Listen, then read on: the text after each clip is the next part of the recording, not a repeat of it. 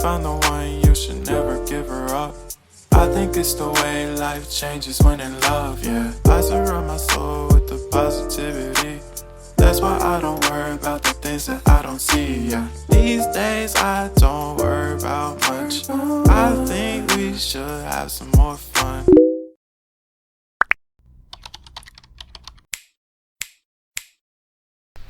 Blam. Halo, assalamualaikum warahmatullahi wabarakatuh. Kembali lagi sama aku, Kanza Mara. Di video kali ini aku mau ajak kalian buat membayangkan sesuatu yang mungkin pernah kalian lihat juga di video-video orang lain, dan aku bakal bahas ini di sini. Sebelum lanjut ke videonya, ingat ya, jangan mengakses video ini dengan cara yang tidak baik.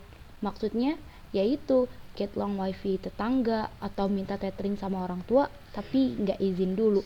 Pokoknya jangan, cari sesuatu yang baik dengan cara yang baik ya. Oke deh, nggak usah lama-lama lagi, langsung kita masuk aja ke videonya. Bro and sis pillah, bayangin deh, ada 2 buah mangga yang dibeli oleh, sebut saja namanya Fulan. Karena si Fulan ini lapar, akhirnya ia mengupas salah satu mangga yang rasanya itu terlihat manis dan sangat segar.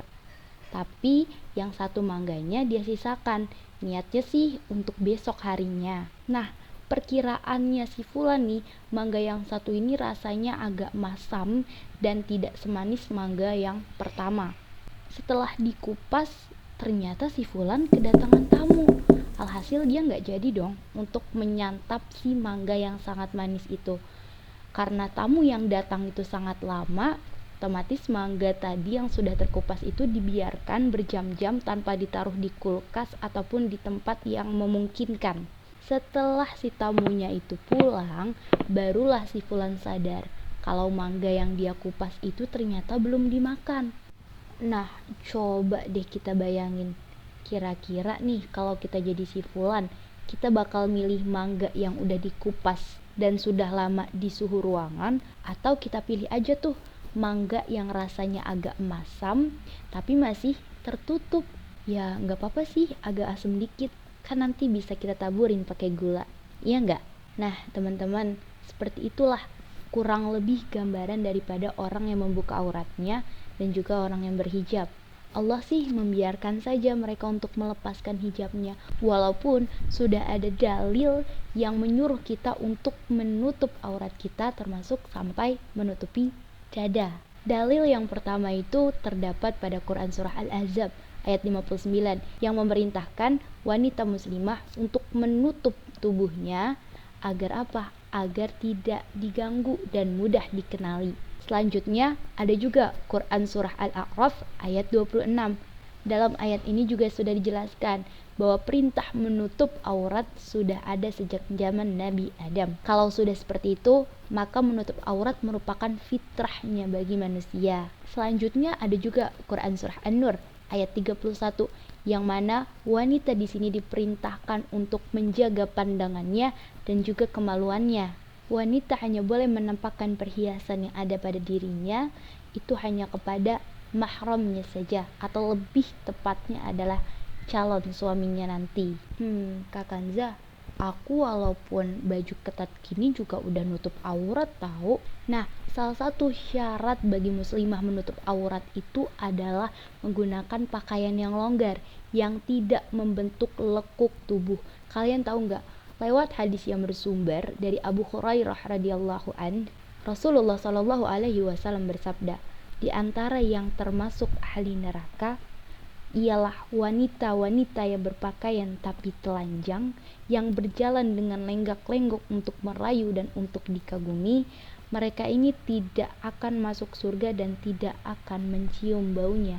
Hadis riwayat Muslim. Jadi kalau kita pakai pakaian tapi masih membentuk lekuk tubuh, itu sama saja kita termasuk telanjang. Karena kenapa? Tubuh kita masih bisa diterawang, masih bisa tampak, ternyata bentuknya seperti ini. Makanya hindari dari berpakaian yang terlalu ketat. Tapi Kak Kanza, aku tuh malu, masa pakaian aku longgar-longgar, tapi hati aku masih keras, hati aku masih, ya akhlak aku nggak bagus-bagus banget lah. Nanti kalau aku dikatain sok alim, sok suci, sok segalanya, gimana itu Kak Kanza? Teman-teman, kalau ada seorang perempuan yang hatinya masih keras, masih suka marah-marah, masih petakilan, masih banyak tingkah segala macamnya, hey, kalian perlu ingat, karena hijrah butuh proses. Karena yang berproses itu yang nantinya akan menghasilkan hasil yang paling terbaik. Gak usah buru-buru dalam berhijrah. Pelan-pelan, asalkan tidak sekak. Jalan terus, lancar terus. Tapi gak mau deh Kak Kanza. Aku mau jilbabin hati aku aja dulu, baru rambut aku. Nah, coba kalian bayangin, hati di mana ya?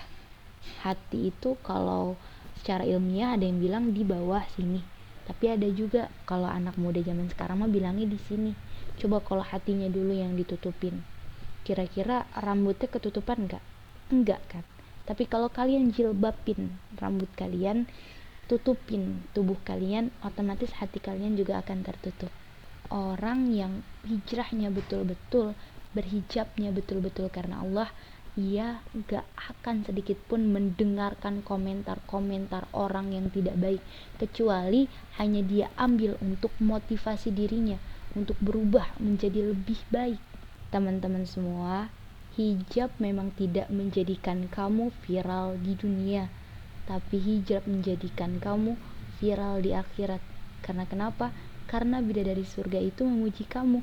Beruntung ya kamu bisa hadir di bumi, lalu kemudian melakukan amal-amalan solih yang nantinya akan membawa kamu menuju surga. Yuk kita berubah jadi baik. Dimulai dari yang kecil-kecil, tapi terus lancar, istiqomah, jangan stuck di tempat. Karena teman-teman, kita gak akan tahu amal mana yang bisa membawa kita menuju surganya Allah.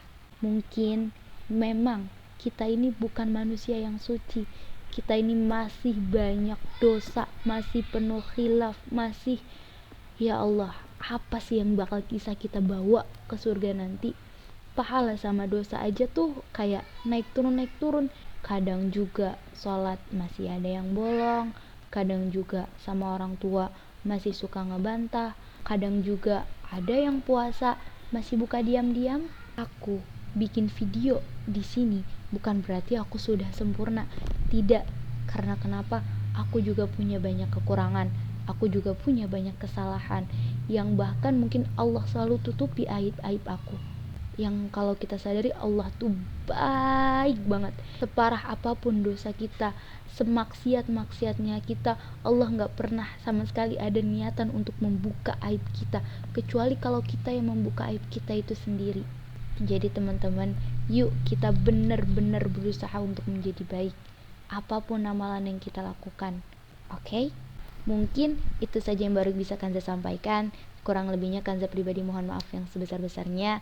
Karena sesungguhnya, sekali lagi, selalu Kanza ingatkan, kesempurnaan itu hanya milik Allah dan kekurangan ada pada diri setiap manusia.